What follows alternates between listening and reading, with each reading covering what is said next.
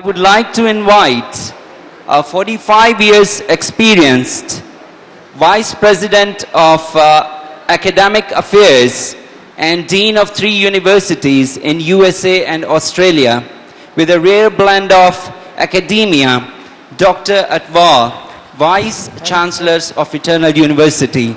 Ladies and gentlemen, please give a very warm welcome. I would like to invite Honorable Vice Chancellor to please come on the stage and say a few words. At the end of the wonderful conference on redefining education, it's just like asking me to say a few words at the conclusion of this conference is like showing candle to the sun. I think it's a case of misidentity. I have been caught at the wrong place at the wrong time. But after saying so, it reminds me of an article which I read 2 days ago while I was flying in the plane over Atlantic Ocean. When you have 7 hours flight, you are totally bored, you don't know what to do. Usually I watch how the plane goes and where it goes, and I spend my 7 hours.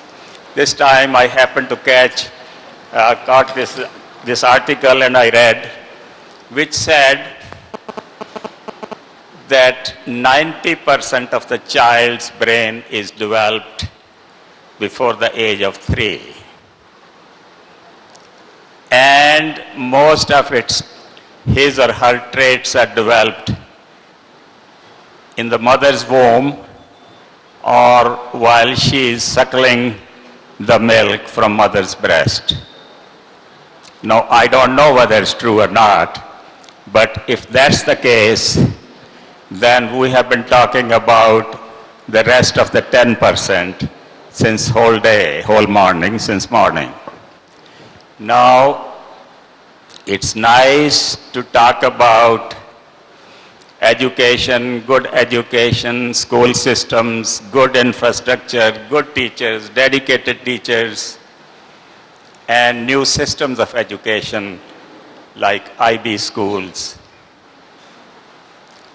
But I think 2 examples come to my mind. One is Professor Elliot Richardson, who became president of Harvard College in 1868. Harvard College started in 1636. For 232 years, it was a small divinity college. In 1868, when President Elliot took the charge, Elliot Richardson, he said it's time for a change. He took a typical spiritual education school and converted into a secular school or secular school with a religious background. What he did and how he did and what happened in last 150 years, it's all history. You know that. Now, to me it looks like he took an education institution which imparted only spiritual education and injected secular education into it and made an outstanding institution. And if we go through the history of the graduates of that university, very famous names come to my mind: John Adams, Quincy Adams, Franklin D. Roosevelt, John Kennedy, and many more. Now, whatever he did to Harvard, I don't mean to say that Harvard produced the presidents. What I mean to say is, if you read the history of these people, they all had compassion in their mind. They became politicians, they became presidents, and they did their jobs, but the inner core of their heart, in the inner core of their heart, they were very compassionate people. They always cared for the underdog. They always provided for something to people who were left out of the society. You can read the history of last 200 years or 250 years of United States. Now, it means the combination of secular education and the spiritual education does something to a human mind, that it changes its lifestyle, it changes its thinking, it changes its pattern of life. Now, after all those years of Harvard and the people which it produced, now the next example come to my mind is Baru Sahib. Now, Sant Atar Singh Ji Maharaj predicted 100 years ago that education alone is not going to do it. It's not going to solve the world problems, as Dr. Devinder Singh said this morning.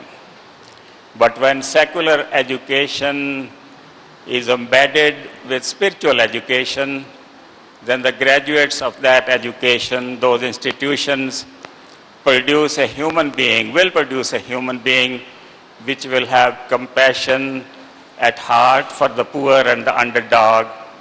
It will have sense of community service. It will have universal brotherhood of mankind in his heart, and it will do good things to others. Since then, Sant Teja Singh Ji Maharaj went to Harvard. It's another example of Harvard. See what Harvard does to human beings. He went from here and he was graduated at Harvard, and then he came back and did all good things in life. The community service, the spiritual education, he taught at Banaras Hindu University, and Sant Atar Singh Ji Maharaj laid the foundation stone of Banaras Hindu University.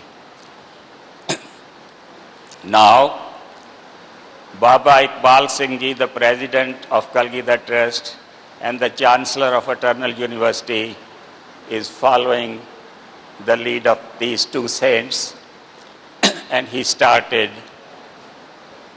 a school here at Baru Sahib with 5 children in 1987, which has mushroomed into 121 academies, more than 50,000 students. And if you trace back the history of those students who have graduated from these institutions, I've met some of them in United States recently. They are entirely different human beings. No matter how successful they are materially, in material world, they always have compassion at their heart, sense of community service. Thank you.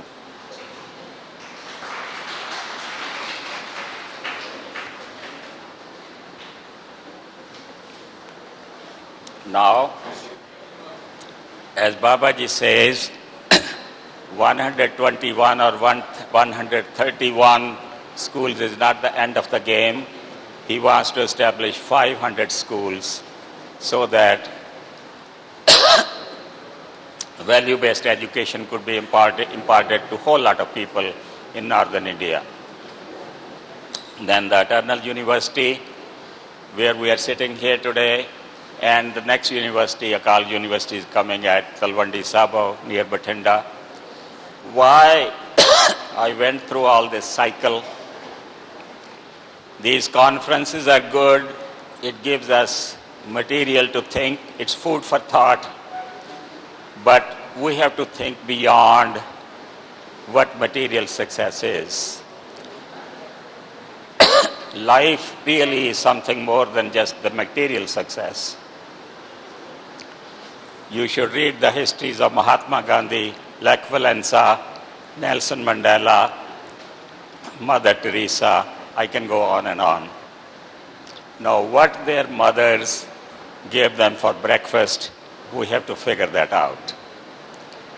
Now, I'm sure they probably didn't go to these outstanding school systems, not certainly to IB school systems, but somehow they got something in their gut and which made them do good things. Now, after saying all this, I don't mean to downgrade this conference or the people who are attending. You guys are doing the best you can, and it's great. I really commend you. Please continue your work. Good teaching is the key to everything. But I must say this, that along with the secular teaching, you should start thinking about value-based education. You should start injecting some spirituality into wherever you are teaching. And then you will see the results. Now, this world has a lot of problems. One child dies every other second because of disease, poverty, and hunger. Half the people, 3 billion people, sleep hungry at night. Now that's where we have to put this education to resolve those problems. When we talk about global schools and global thinking, that's what global thinking is. How to bridge the gap between the rural and the urban, the rich and the poor, the gender gap, and all these things could be done with the help of value-based education. Thank you.